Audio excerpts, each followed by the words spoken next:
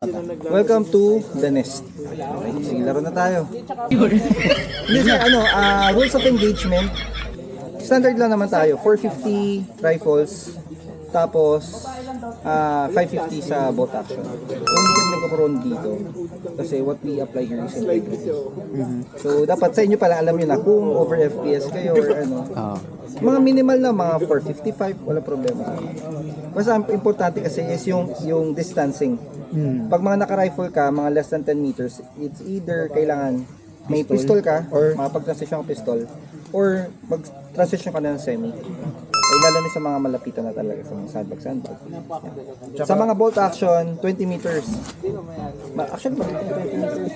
20 meters na. And pangalawang puno, sir. 20 meters na yan. Oh, tsaka we require Mas na mandatory yung pistol. May pistol ng mga sir. Ayun.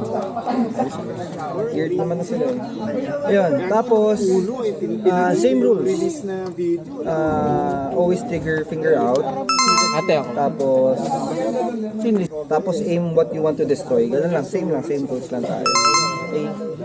Tapos ingatan natin yung mga sakyan na mabaril. Saan po ba yung... Ito, halos lahat naman yan. Lahat. So usually dito kami nag-skirmish and then after yung mga scenario dito sa north, south, Aburong sa baba doon sa taas. Oh, doon sa taas And then sir, dito kinukonsider namin na hit yung ricochet. So Kasi very rare ang ricochet sa ganitong terrain. So, mga ricochets kinukol namin. Unless, nasa loob kayo ng mga ruins namin. or dito Yung mga tower, nasa loob mismo ng Dapat sa tower. puno ng ricochet, basta may tumama. Yes. Yun lang, dapat maging very sensitive lang tayo sa ito. And yun nga sir, dito wala kaming martial, pero and then wala rin kaming band. So binavalue talaga namin yung pag-ID ng target before mag-ano, para maiwasan yung friendly fire. So unlike sa ibang site na may mga band, so dito hindi kami naglalagay ng band. So tinatandaan lang namin talaga yung mga kakampi. Ano ba?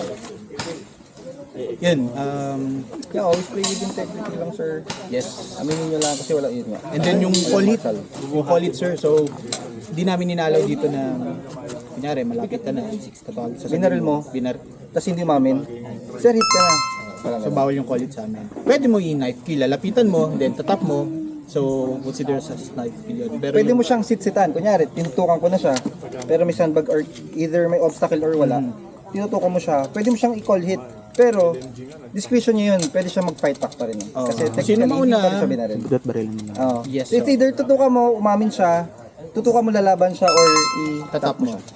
Para ma-knife kill mo. Yun lang consider na knife kill sa amin. Tap lang talaga. And then yun, iwas din yung trash talk Trash during talk yan, game. bawal yan, sir. Ayaw din namin yung ganun. Kapag may concern in-game, after nung scenario na yun, lapitan nyo lang. Kuya Fox.